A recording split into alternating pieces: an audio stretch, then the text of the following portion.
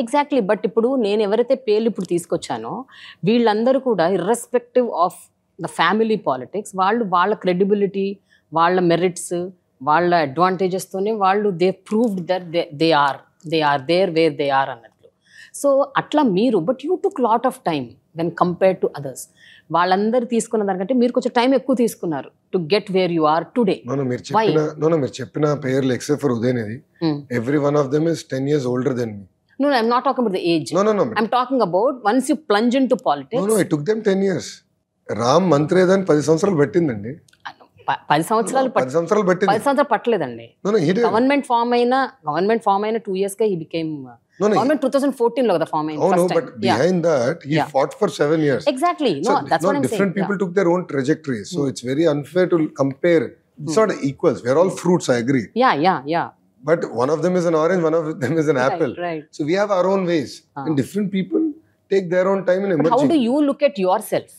Ante down the lane, ఇప్పుడు everybody says now, okay, the next CM would be Lokesh. No, Chandrababu Naidu అని మీరు అంటారు sir, మేము కూడా అంటాం, పబ్లిక్ కూడా అంటారు. అంటే see, there is always a scope that Lokesh would be the CM in future.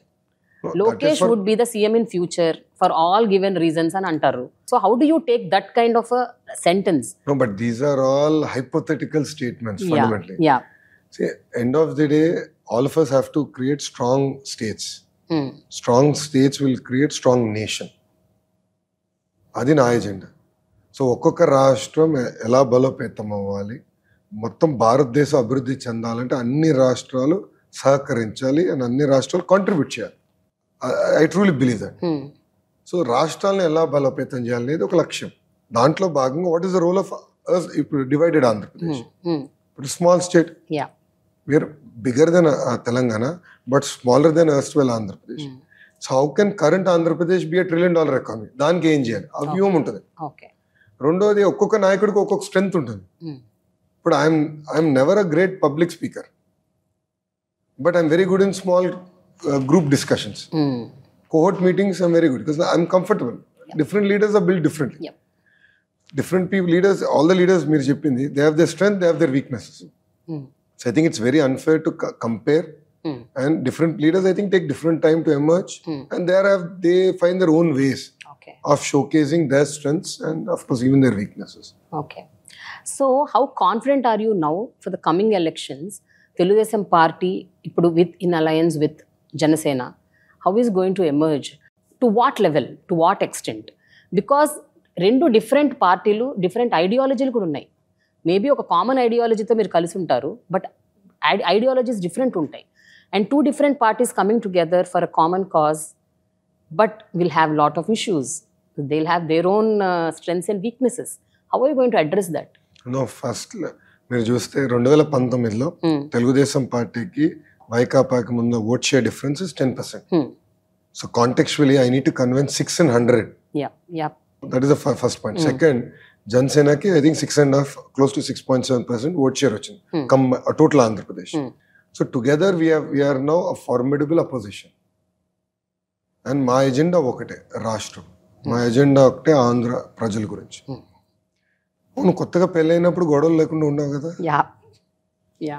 But I have been now married for 16 years, but we fight on trivial issues. That is life. That is the beauty of life. That is the journey. So పెళ్లి between ఇద్దరి మధ్యలోనే గొడవలు ఉన్నప్పుడు, చిన్న విభేదాలు ఉన్నప్పుడు, when there is a alliance, they are bound to have hiccups. There is nothing as a perfect or గొడవలు లేని రిలేషన్షిప్ అనేది ఇంపాసిబుల్. కొడుక్కి తల్లికి చిన్న ఇష్యూలు ఉంటాయి, భార్య భర్తల మధ్యలో గొడవలు ఉంటాయి, అక్క చెల్లెల మధ్యలో గొడవలు ఉంటాయి, అన్న తమ్ముడి మధ్యలో గొడవలు ఉంటాయి. So why are people expecting every relationship or every alliance to be perfectly smooth? చిన్న విభేదాలు ఉండొచ్చు, బట్ ఎజెండా ఒకటే. It is a meeting of minds and meeting of hearts. Agenda ఒకటి పెట్టుకో. అందుకే కలిసికట్టుగా పోరాడాలి నిర్ణయించుకో. బట్ సీట్స్ షేర్ మీద ఏమన్నా ఒక అండర్స్టాండింగ్ వచ్చిందా? 175 సీట్స్లో ఎన్ని చోట్ల నుంచి జనసేన పోటీ చేయబోతోంది? దాదాపు ఒక అవగాహనకు వచ్చింది, బట్ ఇంకా ఫైన్ ట్యూన్ చేయాల్సిన అవసరం ఉంది. అది నెక్స్ట్ 1 monthలో మా తెలుగుదేశం పార్టీ అధ్యక్షులు వారు చంద్రబాబు నాయుడు గారు, అదేవిధంగా పవన్ కళ్యాణ్ గారు కలిసి ప్రకటిస్తారు. ఓకే. ఒకవేళ మీరందరూ ఊహించినట్టు గవర్నమెంట్ ఫామ్ అయితే డిప్యూటీ సీఎం పవన్ కళ్యాణ్ గారు అవుతారా? అది వాళ్ళిద్దరు నిర్ణయించుకోలేదు, Babu garu Chandrababu but Naidu it is the garu. Party, no, you all also will discuss and do it కదా. That will be decided by Telugu Desam party, Chandrababu Naidu garu politburo, అదేవిధంగా Pawan garu, they have to decide. It is not for Lokesh to decide కదా.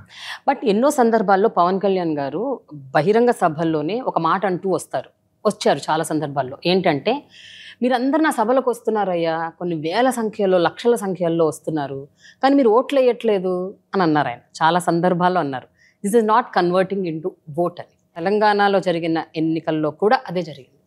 Janasena party could not achieve in 1 seat. So what you have to say about this? అంటే పవన్ కళ్యాణ్ అన్న మాటలు, తెలంగాణలో జరిగిన ఒక దాన్ని మీరు రెఫరెండంగా ఏమన్నా తీసుకుంటారా ఆంధ్రప్రదేశ్ ఎలక్షన్స్కి సంబంధించి? మీరు చూస్తే రాజకీయ నాయకులు ఉన్న వాళ్ళం మనం నిరంతరం ప్రజల్లో ఉండాలి, ప్రజల తరపున పోరాడాలి. పవన్ కళ్యాణ్ గారు కూడా వారాహి యాత్ర ద్వారా ప్రభుత్వాన్ని ఉతికారేస్తున్నారు, ఆయన ఎజెండాని ముందలు తీసుకెళ్తున్నారు. తెలంగాణకు వచ్చే గల ఆయనకి టైం సరిపోలేదు. I was very busy with Andhra politics. So I believe that is one of the reason. రెండోది అబ్సల్యూట్లీ రైట్, ఇప్పుడు యంగ్స్టర్స్ ఓట్ వేయాలి కదా. ఎందుకు హైదరాబాద్లో majority of them didn't vote? అంటే అందరం కూర్చుని కాఫీ తాగుతాయి, ఈ ప్రభుత్వం ఇంతే, మాకు రోడ్లు సరిగా లేవు, డ్రైన్లు సరిగా లేవు, కరెంట్ 24 గంటలు ఎవరు, కరెంట్ ఛార్జీలు పెంచేశారని అందరం కొనుక్కుతాం. కానీ వెళ్ళి ఓటు అయిపోతే ఎట్లా? ప్రజలు కూడా ఇది సీరియస్గా తీసుకోవాలి. తీసుకొచ్చి ఏదైతే మార్పు ఆశిస్తున్నామో ఎవరు తీసుకురాగలుగుతారు, ఆ మెరుగైన పరిపాలన ఎవరు అందించగలుగుతారు, ఎవరు ఆ వ్యక్తి, ఏ ప్రభుత్వం చేయగలరు, అది ఆలోచించి ఓటు వేయాల్సిన అవసరం వచ్చింది ఇప్పుడు. And India has one of the largest youth population. So యువత పైన కూడా బాధ్యత ఉంది. సో వాళ్ళ ఓట్ హక్కుని సరిగా వినియోగించవలసిన అవసరం కూడా ఉంది. ఇప్పుడు యూఎస్ చూడండి, the voting percentage is very low compare to India. So developed economy. So చదువుకున్న తర్వాత కంఫర్టబుల్గా సెటిల్ అయిన తర్వాత లైఫ్లో ఏలో గంట లైన్లో నుంచి దానికి మనకి ఇబ్బంది. అదే క్రికెట్ మ్యాచ్ స్టేడియం వెళ్ళి చూసేదానికి 3-4 గంటల నుంచి ఉంటాం. కారు ఎక్కడో పార్క్ చేసి 2 కిలోమీటర్లు నడుస్తాం, కానీ ఓటేసేదానికి బద్ధకం. దానివల్లనే వెనుకబడుతున్నాం. వన్ డే, ఒక్క పూట 5 సంవత్సరాల్లో ఒక్క పూట ఎన్ని కష్టాలైనా, గంట కాదు గంటన్నరైనా పర్వాలేదు, లైన్లో నుంచుని ఎస్ నేను ఏదైతే అనుకుంటున్నానో, ఏ ఆశయాలు, వేడు ఐ సీ మై స్టేట్, ఏ పార్టీ అది చేయగలదు, అది నెరవేర్చగలదు, ఆ పార్టీకి ఓటేసేదానికి I will stand extra 1 hour, it is okay అని మనం అనుకోవాలి, భావించాలి. లేదంటే ఏమవుతుంది, ఇప్పుడు నాలాంటి యంగ్స్టర్స్ మేము ఉన్నాం, నేను స్టాన్ఫర్డ్లో చదివా, ఇంకా then what is the incentive for me to work for people?